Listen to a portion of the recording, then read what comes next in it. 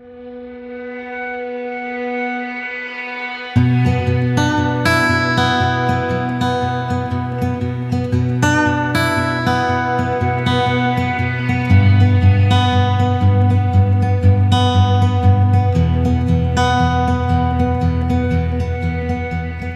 has a terrible reputation when it comes to crime, and for good reason. On paper, the statistics are horrific.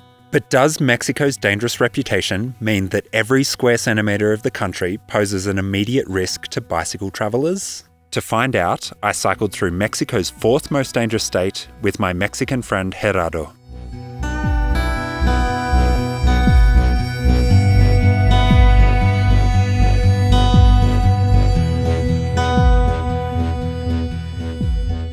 My name is Gerardo Santiago and I am from Mexico City.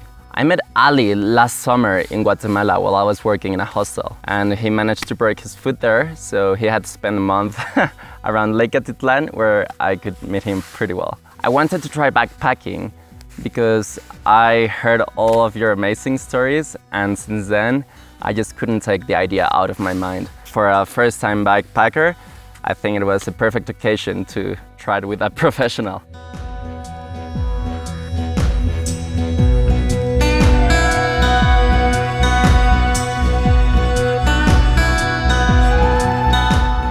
We are riding a 700-kilometre long section of the Trans-Mexico bikepacking route, which is a network of dirt roads that connect small villages from Mazatlan in the north all the way down to the Guatemalan border in the south.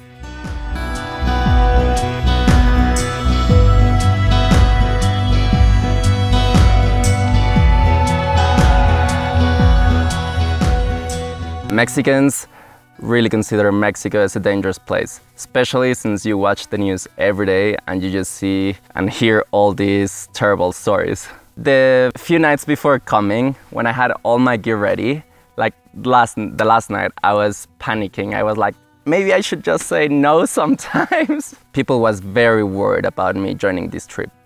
I've cycled across dozens of dangerous countries in the world, and while the statistics and news reports are no doubt true, crime is overwhelmingly focused in the outer neighbourhood areas of cities, along busy highway towns, near borders, and in very specific areas of countries. The key to understanding whether you are in immediate danger is to keep a constant dialogue with the local people, including the police. People have sent me a lot of newspaper articles about cyclist murders and tourist kidnappings in Mexico, but that information actually tells me very little about my immediate danger. What I'm asking as I travel is, what kind of crime takes place here? Is the crime in tourist areas, local areas, or both? Is it in the centre of the city or the outer neighbourhoods? Does it happen on the small roads or on the big highways? Is it at night? Are foreigners targets? And more immediately, I'll ask, is the next road or town dangerous? And am I a target? I've been in Mexico for 9 months asking these questions, and there's only been 2 instances where I've had to change my route based on local advice, both times to avoid areas where towns are fighting over land. What are the weather conditions, Ali? It is a perfectly sunny day, about 32 degrees. Yeah, looking good, Blue sky. What do you think about our campsite tonight? Oh my god, it's dry. It's dry. And we've got a broom to clean. Oh yeah. No people here.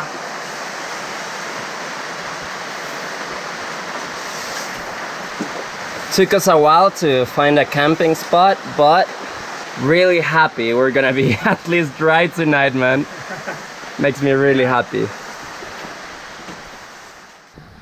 So just imagine you're driving up this road. Would you think that there are people sleeping underneath this shelter? This is where we slept last night. We obviously gave it a good clean before we went to sleep. Very fancy. And we were very comfortable. Very. How was your night? How did you sleep? Man, it was probably one of the best nights because it was raining for the whole night. So this made me absolutely happy.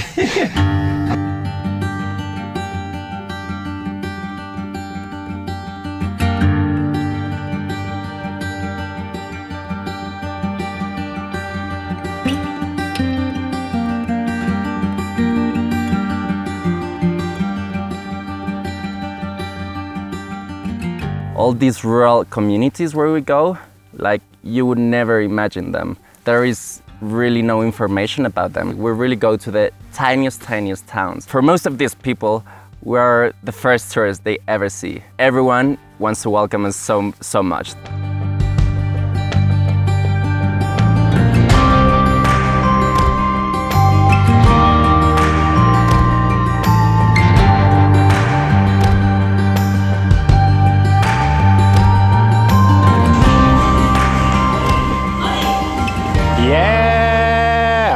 People living in these countryside areas often know each other because the populations are so small, and they trust each other because that is an essential building block of any rural community. It's usually when you get to towns that are big enough for people to live anonymously where crime increases exponentially.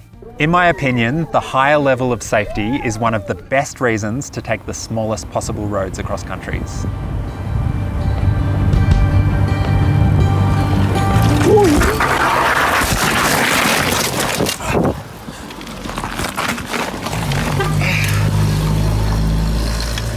What are you doing? I'm chilling. What happened? Well, I was recording because it's a nice view, and well, I didn't consider the bump, and well, accidents happen, man. Have you broken anything? No. Well, at least I'm looking good with my new shirt. But yeah, it hurt, and I'm fine. My bike is fine.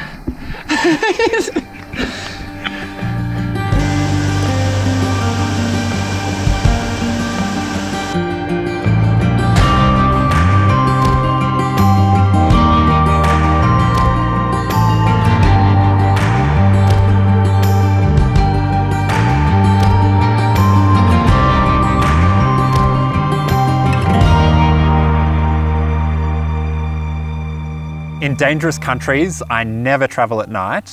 I always cycle into cities in the middle of the day.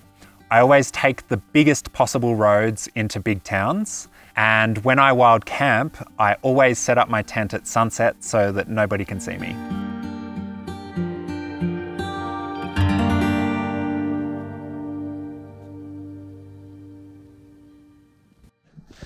Mate, we've got to go. What are you doing? Well, I have to make some shelves. Hang on, so you're studying at university and you're a furniture designer? Yeah. Yeah. And you're on a bike trip? Yeah. You're a crazy guy. Well, I have to keep working, man. Not everyone lives on a bike like you. If Mexican people want some amazing custom designed furniture, how do they find you? They can just send me a message in nomad.mexico on Instagram, and I can make a design for you, man.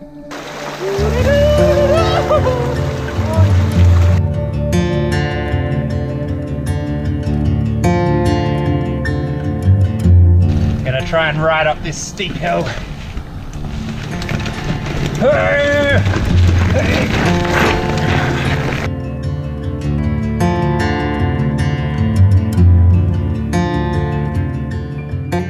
What did the local people tell us about this road? Well, they warned us that it wouldn't be possible to ride our bike here. We decided to take a chance, and well, we'll have to make it possible. We're coming from here, and the road decided to fall, and now we have to cross there. What do you think, man? I don't know what to think. I'm speechless. Okay, we have to cross this. I have no f***ing clue how we're gonna start.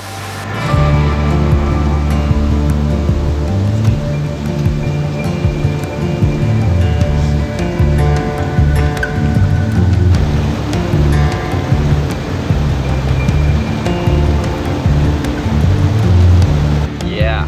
We crushed it. Yeah, we did. We did. Look at that. I know, it's insane.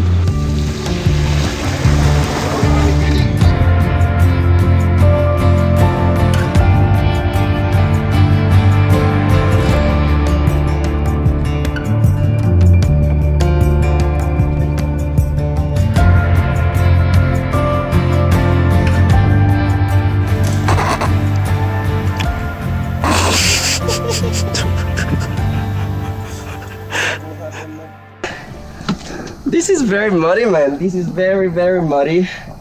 And I was feeling hot, so I decided to lay on the ground. In the water? Yeah, to refresh. Do you want to show me your ass? Is it dirty? Yes. You're an absolute mess of a human. Oh, yeah, I can see. Well, it had to happen, man. It had to happen.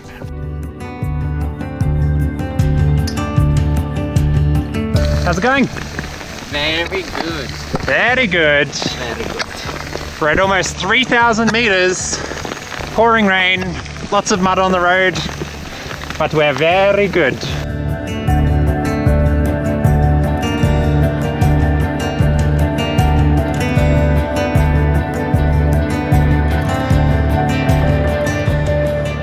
You look incredibly vulnerable on a bike, so locals will often approach asking if they can help, even if you're totally fine. You feel so welcomed. Like, the generosity of the people we've met, especially in the small towns, is insane. People ask quite often if we need help.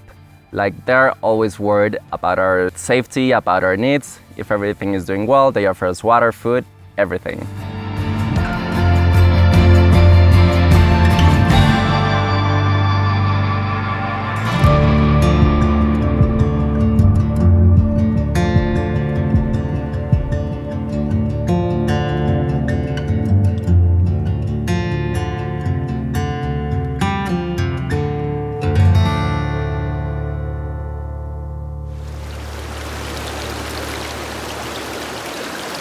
Buenísimo.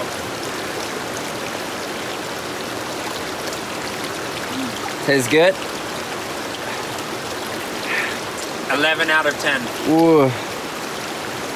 Can't wait to try it.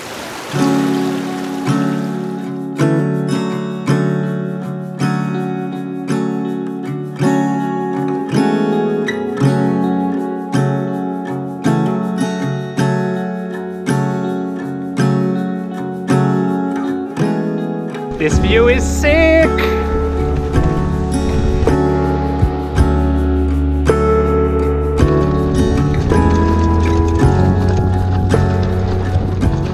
A bicycle is a very humble form of transport. People almost never feel threatened by your presence or feel like you're looking down at them. In fact, many people often tell me that they're really sorry that I can't afford a car or a motorbike. It's a very good idea to smile to everyone, because they will feel more comfortable with you. They will invite you, they will talk about you with their family and friends. As you can see, I am making a path for Gerardo. This way, there is nothing. I really hope there's a way down. We just don't find a cliff at some point.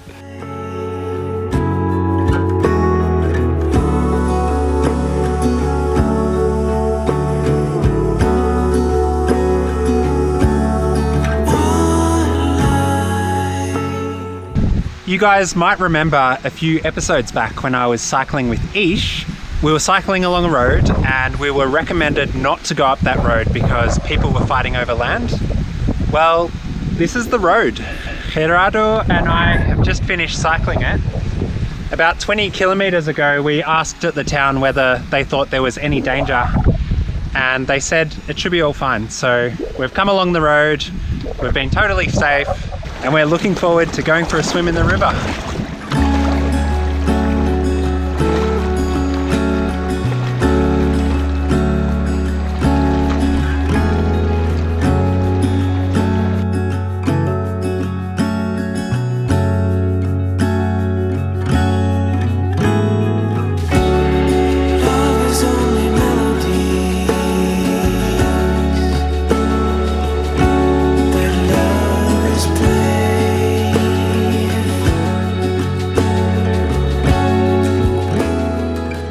I really enjoy being deep in the nature, where you can hear nothing except of the sound of birds, the sound of the trees moving with the wind. We almost see no one along the way, so far we haven't faced any danger at all. Walls filled with the sunrise,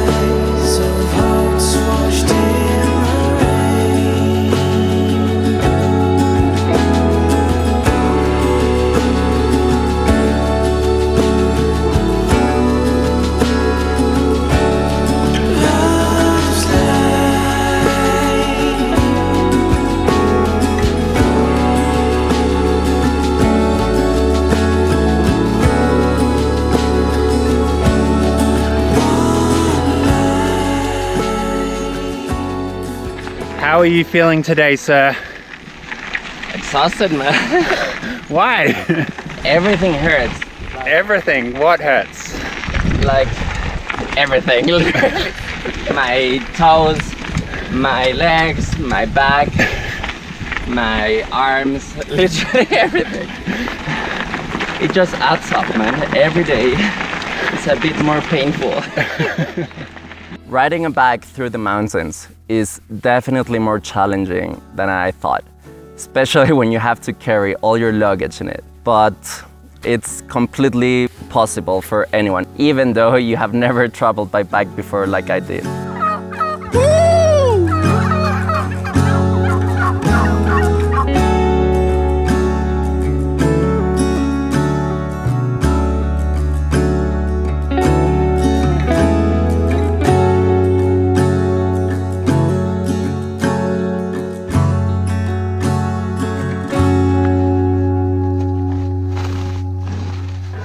Cheers, mate. So in Australia, we call this the red ambulance because after you've died cycling your bike all day, the sugar and caffeine is going to bring you back to life. Oh man, it's all you need for the last PKs. Like, really. Without this, I don't know if I would make it.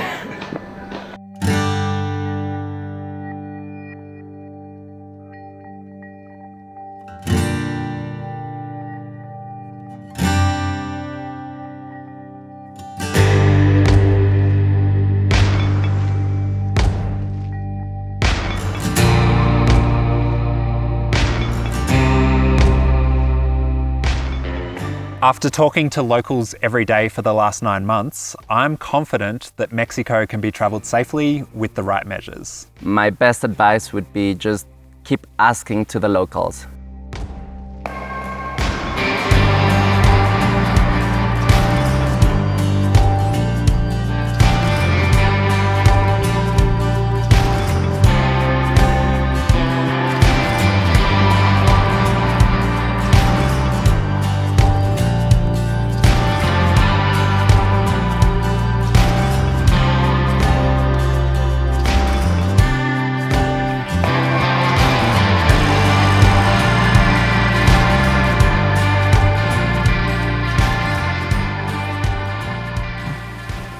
Dude, I'm standing on a snake right now. I'm trying not to move. There's a freaking snake under my foot. Yeah, I can see. What is it doing?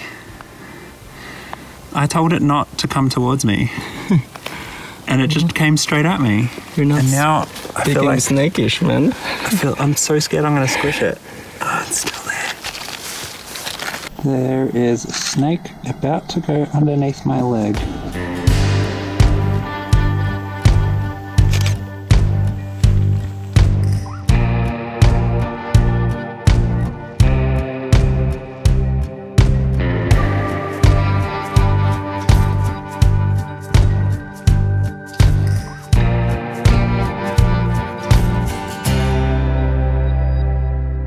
If you would like to cycle across Mexico, it's best to look at the bigger picture. In recent years, thousands of cyclists have successfully cycled across the country without issue. Mexico is not zero risk, but you can do so much to minimize it. With a little research, you can find out exactly where the dangerous areas are and the circumstances around why they are dangerous. In these small communities, you can always go to the municipality and they will ask for your details. So they will have information that you're there. They will always offer you a place to stay. They will tell you where to go, where not to go. At the end, it's just communication with the locals.